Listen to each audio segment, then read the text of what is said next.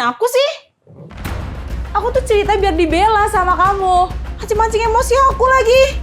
Ya bukan kayak gitu, Vi. Oh, Vi. Cukup.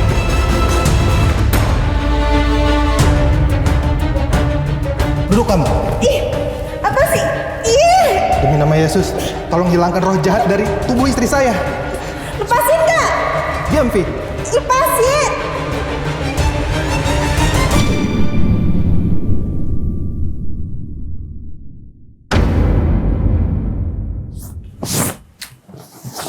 Nah, kalau kayak gini kan enak, rapi, pikiran juga tenang.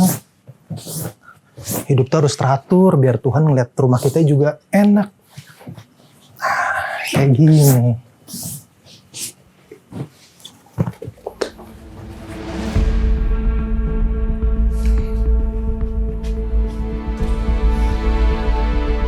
Vi, aku kan udah bilang berkali-kali, handuk jangan taruh di kasur, lembab, nanti bau apek. Ya ampun Romo, itu cuma handuk. Bukan masalah handuk, kamu itu harus disiplin hidupnya. Harus teratur, nggak boleh kayak gini. Masalah handuk aja cerewet banget. Cuma handuk loh, Mo. Ih, dasar. Oh, Vi. Nih, tuh handuk makan. Yang awalnya saya melihat suami saya ini seperti, wah suaranya kayak bapak saya. Ini kayaknya bisa ngoyom karena suami saya ini orangnya kalem seperti itu. Saya tuh paling tidak suka orang yang banyak ngomong. Di saat suami saya mulai banyak ngomong, itu saya tidak menjawab dengan banyak ngomong, tapi dengan tangan dan kaki saya. Perasaan saya ya, saya puas dengan seperti itu gitu loh. Saya mendiamkan orang yang banyak ngomong itu dengan tangan dan kaki. Ya Tuhan, kapan ya Vivi bisa berubah? Bisa menghargai aku sebagai suami? Gak kasar kayak gini terus.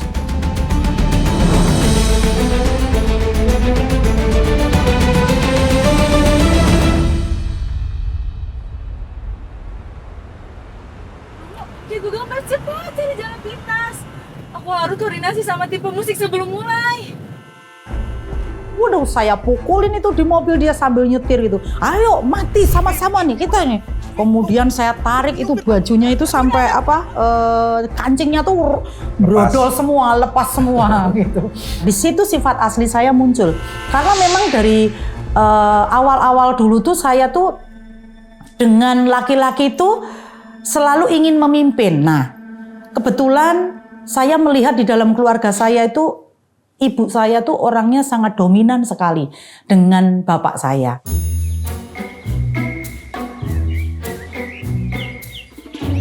Bapak, ngapain sih mainin bunga terus? Cari kerja sana. Sabar, Bu, sabar. Oh, Sabar-sabar aja. Udah cari kerja sana. Pergi, ngapain di sini mulu? Ya, Bu, wis aku kerja. Wis, Bu. Bikin kesel aja nih bener-bener nih laki nih. Nah, di dalam keluarga kami itu juga banyak sekali perempuan-perempuan yang dominan.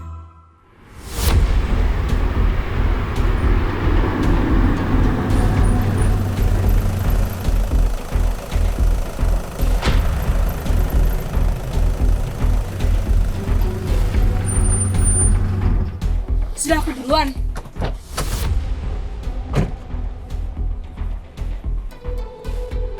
Romo, Oh iya, bajunya kenapa sobek-sobek, Romo? gak apa-apa, tadi keguncang, kesangkut juga di mobil. Mau saya pinjamkan jaket saya? Oh nggak usah, nggak apa-apa. Saya ada baju ganti kok. Benar? Benar. Ya, baik, Romo. Ya. Akhirnya sampai parkiran itu, ya otomatis saya malu lah. Saya beli baju dulu karena ininya udah lepas.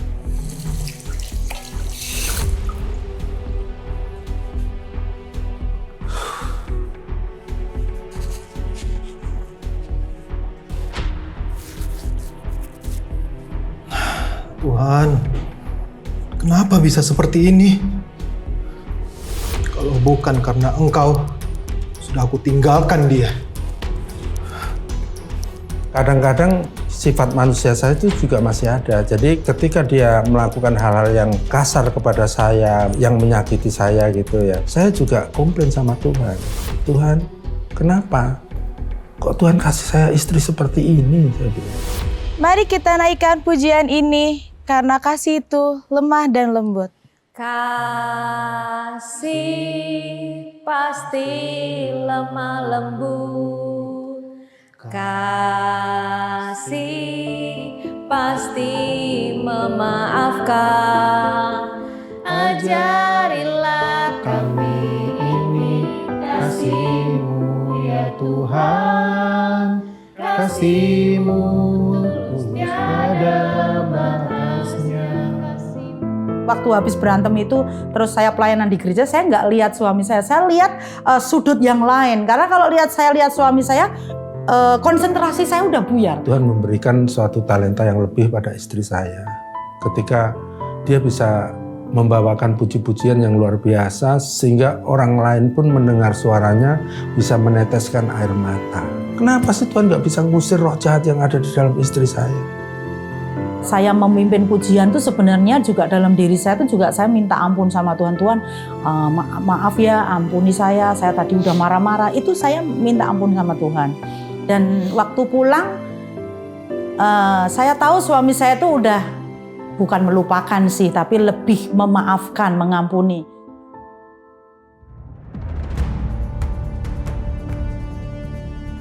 Si Lina ngeselin banget. Dia nyenggol aku sampai tehnya tumpah ke baju aku. Udah gitu, nunung aja lagi nggak pakai minta maaf. Kamu dengerin aku nggak sih? Iya dengar.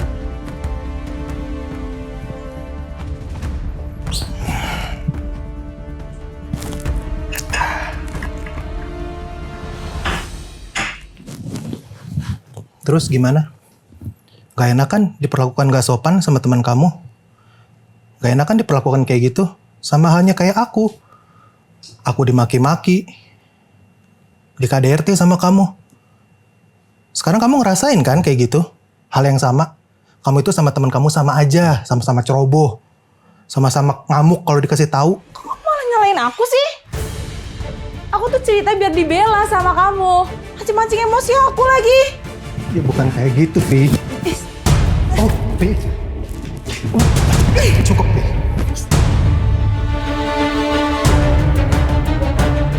Duduk kamu. Ih, apa sih? Ih, Demi nama Yesus, tolong hilangkan roh jahat dari tubuh istri saya. lepasin Kak. Diam, Vi. Lepasin. Supaya dia tidak kasar lagi. Tuhan tolong dia. Mas, kamu apa bilang aku roh jahat? Hah? Enggak, Vi. Bukan kayak gitu maksud aku. Vi. Vi. Oh. Vi, udah. Cukup. Terus aja pancing emosi aku. Tendangan maut udah tuh ke punggungnya, buak langsung. Itu bener-bener saya seperti melihat suami saya tuh seperti mayat gitu. Jadi ngucek gitu udah. Begitu dia udah aduh blek itu rasa hati saya tuh saya deg udah ketakutan saya. Waduh kalau suami saya meninggal terus saya nanti gimana? Nah itu ada sesuatu yang saya seperti takut kehilangan. Akhirnya saya tinggalin suami saya ingin menyendiri, saya ingin berdoa sama Tuhan. Saudara saya itu yang melihat saya, melihat keadaan saya sudah tidak bernapas dan mata saya sudah putih semua. Saudara saya bilang sepertinya saya itu sudah mati, kira-kira 40 menit.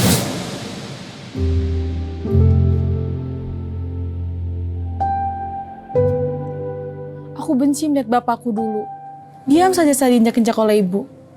Aku bersumpah, aku gak akan jadi lemah. Tapi lihat sekarang, aku malah jadi monster kayak ibu aku. Kamu sabar ya, Vi.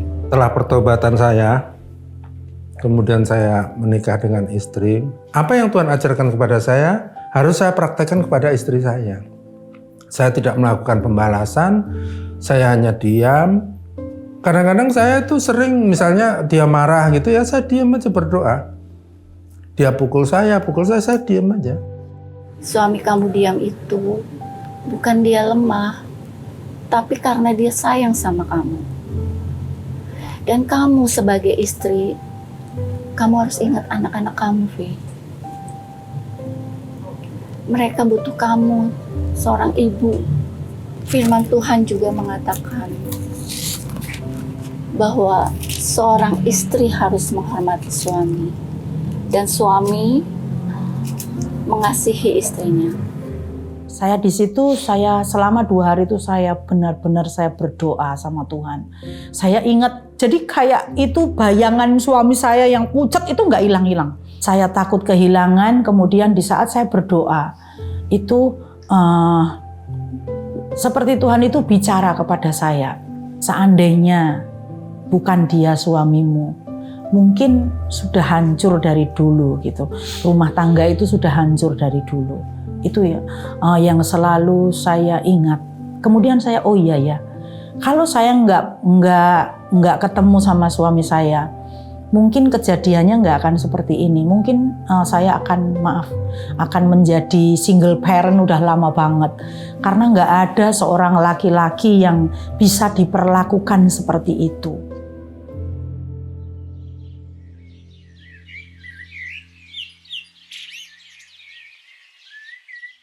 Seorang istri di Jakarta terancam penjara setelah melakukan kekerasan berat terhadap suaminya. Wah, aku bisa laporin istri aku dong. Jadi, kamu mau laporin aku ke polisi? Iya. Nggak gitu, Vi. Kita ngobrol dulu sini. Kamu beneran mau laporin aku ke polisi? Vi, sini. Kalau bukan karena Tuhan, aku udah nyerah sama kamu sejak dulu. Tapi semenjak aku dikasih kesempatan hidup kedua oleh Tuhan, aku berpikir bahwa setiap nafasku ini milik Tuhan. Dan aku sangat mencintai Tuhanku. Sama halnya aku mencintai kamu, Vi. Kamu harus tahu itu.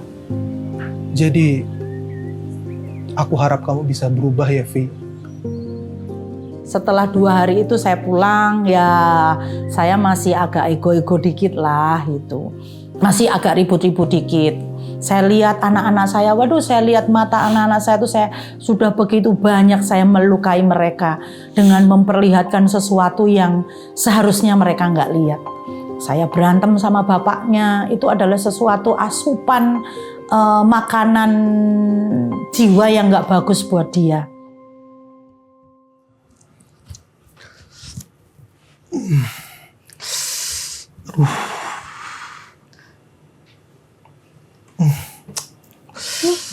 Biar aku bantu olesin. Nggak apa-apa, Vi, udah. Sebelah sini. Maafin aku ya. Karena aku malah jadi kayak ibu aku. Iya, nggak apa-apa, udah lupain aja. Saya ambil air, kemudian saya datang ke suami saya. Saya cuci kaki suami saya karena saya tahu suami saya itu adalah wakilnya Tuhan buat saya. Romo, aku minta maaf ya. Buat setiap amarah, tamparan, dan kata-kata kasarku. Aku menyesal. Tolong kasih aku kesempatan untuk berubah ya. Kamu duduk di sini dulu. Ya.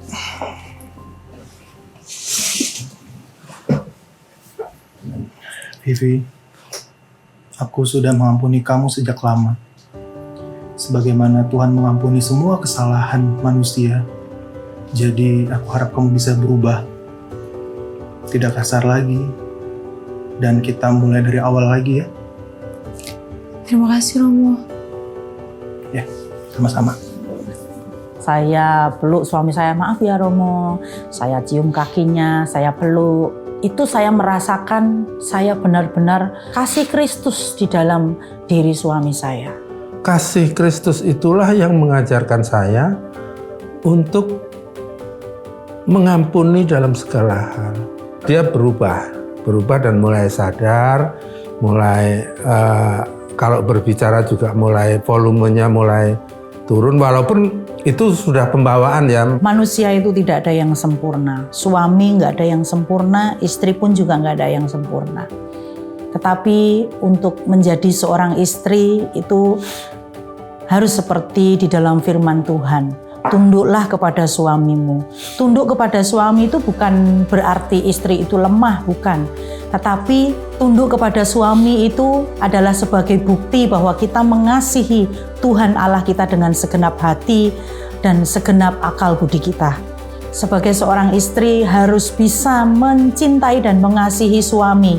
Jangan mencintai dan mengasihi suami dari kelebihannya. Lebih duit, mungkin lebih uangnya lebih, mungkin lebih gantengnya, atau lebih pekerjaannya, atau lebih apapun lah. Tetapi cintai dan kasihi suami dari kekurangannya. Karena orang yang sudah bisa mencintai dan mengasihi dari kekurangan, itu pasti dia adalah seorang istri yang luar biasa.